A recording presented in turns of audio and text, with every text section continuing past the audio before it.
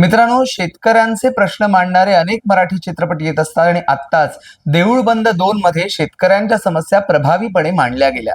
आणि आज मी त्या चित्रपटाबद्दल बोलणार आहे. त्यात पुन्हा एकदा शेतकऱ्यांचा, वंचितांचा आणि बंजारा समाजाचा प्रश्न मांडलेला आहे.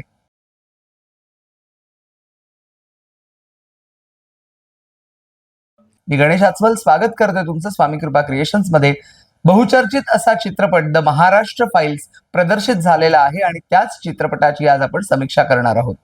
द महाराष्ट्र फाईल्स म्हटल्यानंतर अनेकांच्या मनात प्रश्न होते की काश्मीर फाईल्स, केरला स्टोरी वगैरे असं काही असणार आहे का? तर तसं नाहीये. मुळात महाराष्ट्रामधल्याच एका गावातली घटना, तिथल्या शेतकऱ्यांचे प्रश्न आणि आज शेतकऱ्यांना न्याय कसा मिळत नाही. म्हणजे कथानकाबद्दल बोलायचं झालं तर थोडक्यात हेच सांगावं असं वाटतं की एक शेतकरी आहे आणि असे अनेक शेतकरी गावांमध्ये तुम्हाला बघायला मिळतील की ज्यांची जमीन ही देशाच्या विकासासाठी म्हणा, तिथे महामार्ग येणार असेल तर निश्चितपणे त्या जमिनी सरकार ताब्यात घेतं, पण त्या जमिनीचा सर्व्हे होतो, त्याबद्दल शेतकऱ्यांना मोबदला दिला जातो. पण राजकारणातल्या काही लोकांमुळे चुकीचा सर्व्हे करून शेतकऱ्याला योग्य तो मोबदला मिळत नाही किंवा शेतकऱ्यांच्या जमिनी बळजबरीने कोणीतरी नावावर करून घेत असतं. असे अनेक प्रश्न ज्या चित्रपटातनं मांडलेले आहेत, प्रभावीपणे मांडलेले आहेत, तो चित्रपट म्हणजे द महाराष्ट्र फाईल्स. बंजारा समाजातली ही एक घटना आणि मुख्य म्हणजे ज्या वेळेला त्या शेतकऱ्याचा मृत्यू होतो, अर्थात तो मृत्यू नसतो तर तो केलेला खून असतो, कारण तो शेतकरी जमीन द्यायला नाकारत असतो म्हणून. आणि मग पुढे जमिनीला योग्य मोबदला मिळाला नाही म्हणून त्या शेतकऱ्याचे कुटुंबीय अगदी मंत्रालयापर्यंत कसे जातात, त्यांचा जो संघर्ष आहे आणि मग आपली फाईल एका टेबलावरून दुसऱ्या टेबलावर जाणं, तिथे आलेले अनुभव. पण मग त्या स्त्रीला न्याय मिळतो का?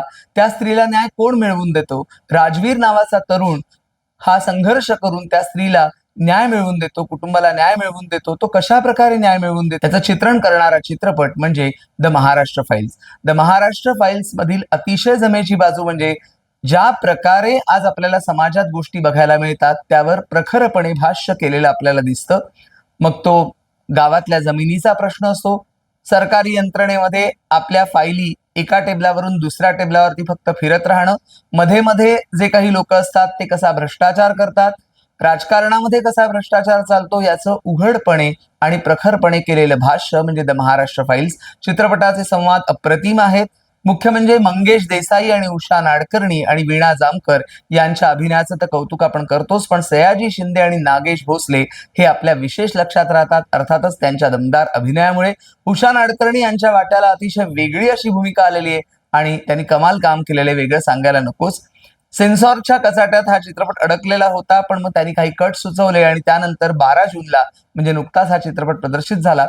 खटकणारी गोष्ट जर सांगायची म्हटली तर मुळात चित्रपटात 6 गाणी आहेत वेगवेगळ्या जॉनरची, पण त्या ॲटम सॉन्गची गरज आहे का चित्रपटाला? म्हणजे कधी कधी काय होतं, 6 गाणी आणि 2 तासांचा चित्रपट हा जो रेशो आहे ना, तो थोडासा वेगळा वाटतो आणि त्यामुळे इतकी गाणी नसती तरी चालतं असं वाटतं आणि ॲटम सॉन्ग नसतील तरी चालू शकतं. हे माझं वैयक्तिक मत आहे, तुमचं मत यापेक्षा वेगळं असू शकतं. शांताबाई या गाण्याने एकेकाळी इतिहास घडवला होता आणि शांताबाई हे गाणं जेव्हा येतं तेव्हा अनेकांचे पाय हे थिरकायला लागलेले असतील चित्रपटगृहात. पण आपण कथानकाला जास्त मार्क देऊया.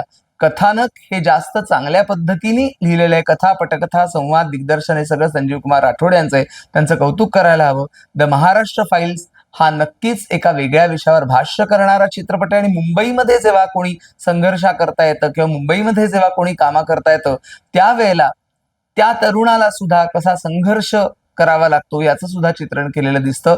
प्रत्येक व्यक्तिरेखा चांगल्या प्रकारे लिहिली गेलेली आहे, हे पुन्हा एकदा सांगतो. त्यामुळे द महाराष्ट्र फाईल्स बघायला काहीच हरकत नाहीये.